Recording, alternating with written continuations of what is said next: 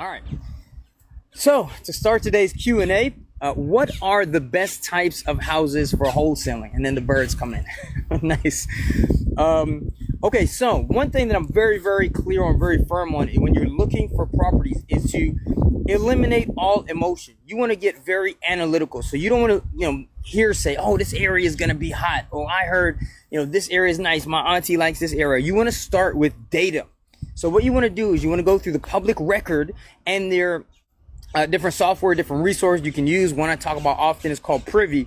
And you want to go through and you want to look at what are cash buyers currently buying. You'll be able to pull these lists. You will be able to sort and look at the types of buyers that are buying these lists. So you want to, obviously, you start with a target area. And I guess that's somewhat based on a bit of an assumption. Then you want to download those lists. You're going to come up with like thousands of houses. And from there, what you're going to do is then you're going to just play with the data. So what I have my students do is create heat maps so we can see what are the physical areas where there are the most demand. You can see it. You can plot it on a graph. There are a couple different sites. You can do it for free. And it'll show you where the most demand is visually. Then what you want to do is you want to go in there and you want to play with the numbers. And you want to just, look at all the things you learn in grade school. The mean, the median, the mode. Where are the most deals selling? What price points are they selling for? What's the average price? Then you can dig in a little bit further. What do these houses look like? Are they 3 bedrooms? Are they 2 bedrooms? Are they concrete block houses? Are they wood frame houses? And try to get the houses that you're looking for down to an archetype. Right? Like you want to have an avatar for the type of houses you're looking for because those are most likely to sell. I did a webinar not too long ago where I said, what if you had the best quality steak, nice tomahawk, like the best meat, you cooked it to perfection, and you were selling in a restaurant, but then you find out, the majority of your clientele are vegans. It wouldn't matter how nice the steak is. It doesn't fit your target market. So that's where you want to start off. You want to start from there. The next thing, let me see something real quick. The next thing, I'll give you some personal experience, but I like to start with, especially if you're just getting started, with entry-level homes that are, when you think about it, they're not going to be in war zones, even though, there are buyers for everything. There are a lot of people looking to put, let's say, Section 8 tenants in some rougher neighborhoods, but I don't recommend you start there. Any place where you wouldn't feel comfortable, getting out your car at night, just probably stick away from that area, especially as a beginner. And then you don't want to start off very high end in, very luxurious places.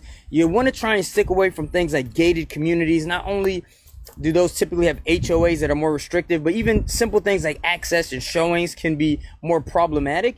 And you really want to think, what is the type of house that is more accessible to the average person? So we're thinking like white picket fence, 3-2, nothing too big, like a first time FHA buyer, maybe someone just got married, had their first kids, like those types of houses. So this is going to vary from market to market, but in general, in my market, for example, the sweet spot tends to be about 100,000 to $300,000, and I target single family homes. Some criteria that's specific to me, just as an example of knowing your market, are concrete block houses because I'm in Florida. This is hurricane territory. So while people do buy wood frame houses, they expect a better deal and they're not as in high demand. Now, someone's asked me when I was answering a similar question previously, they're like, well, can't you make more profit on more expensive houses? And I do know wholesalers who have made six-figure